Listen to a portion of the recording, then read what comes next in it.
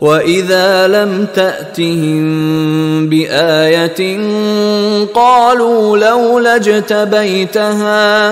قُلْ إِنَّمَا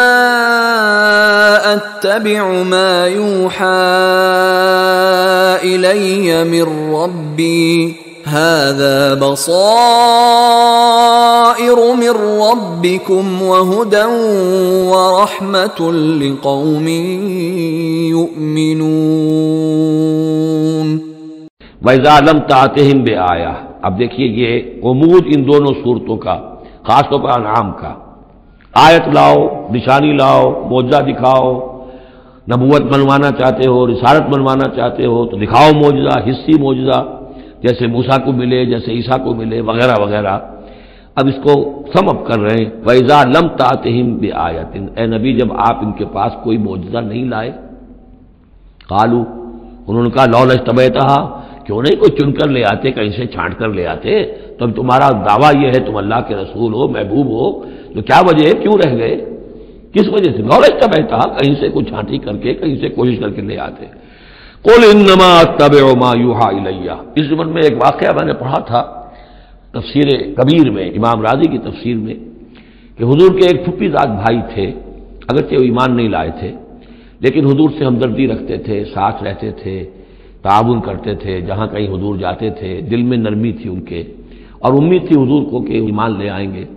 لیکن جب آخری معاملہ یہ ہوا کہ جو سرداران قریش تھے انہوں نے گویا کہ ان کے اپنے زوم میں انہوں نے حجت قائم کر دی، اے نبی یہ معجزہ دکھا دو، اے محمد چلو مان لیں گے، چلو یہ نہیں دکھا سکتے یہ دکھا دو، یہ نہیں دکھا سکتے یہ دکھا دو، وہ سب سورہ بنی اسرائیل میں آئے گا۔ تو جب یہ ساری باتیں حضور نے کرنی میرے اختیار میں نہیں ہے، یہ تو اللہ تعالیٰ کا فیصلہ ہے، اللہ جب چاہے گا دکھائے گا، میرے اختیار میں نہیں ہے، تو پھر وہاں سے حضور جب اٹھے سب وہاں تو شور مچ گیا، پھر ظاہر بات ہے کہ وہ تو تالی پٹ گئی ہوگی کہ بس رہ گئے ان کی، اب تو یہ تو ہمارے جو عوام ہیں انہوں نے کہا ہوگا کہ ہمارے سردار تو جیت گئے، اس لیے کہ یہ تو ناکام رہ گئے، انہوں نے تو آخری درجے میں کہہ دیا یہ نہیں دکھا سکتے یہ دکھا دو، یہ نہیں دکھا سکتے یہ دکھا دو، یہ معجزہ نہیں تو یہ دکھا دو، یہ نہیں تو یہ دکھا دو، کوئی بھی نہیں دکھا سکتے۔ تو اس کے بعد جب حضور کے ساتھ وہاں سے حضور دل گرفتہ ہو کر اٹھے اور آئے تو ساتھ وہ پھوپھی زاد بھائی بھی تھا، اس نے کہا کہ محمد آج تو آپ کی قوم نے آپ پر حجت قائم کر دی ہے، اب میں آپ کا ساتھ نہیں دے سکتا۔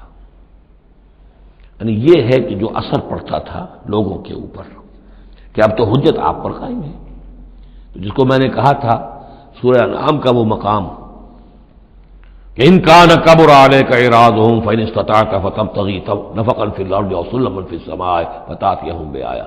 اے نبی اگر آپ پر بہت بھاری گزر رہا ہے، شاق گزر رہا ہے ان کا اعراض، تو اگر آپ میں طاقت ہے تو کہیں زمین میں سرنگ لگا لیجئے، کہیں آسمان پر سیڑھی لگا لیجئے، اور کہیں سے جہاں سے آپ لا سکتے ہو لے آئیے، ہم نہیں دکھائیں گے۔ تو واقعہ یہ ہے کہ انسان اس کو اپنے اوپر طاری کرے، اس صورتحال میں ویژولائز کرے اپنے آپ کو، تو کس قدر ضیق میں اس وقت محمد الرسول اللہ صلی اللہ علیہ وسلم کی شخصیت آ چکی تھی۔ وَإِذَا لَمْ تَأْتِهِم بِآيَةٍ، اور جب آپ نہیں لائے ان کے پاس کوئی نشانی، قَالُوا لَوْلَا اجْتَبَيْتَهَا، کیوں نہیں لے آئے کہیں سے، قُلْ إِنَّمَا أَتَّبِعُ مَا يُوحَى إِلَيَّ، کہہ دیجئے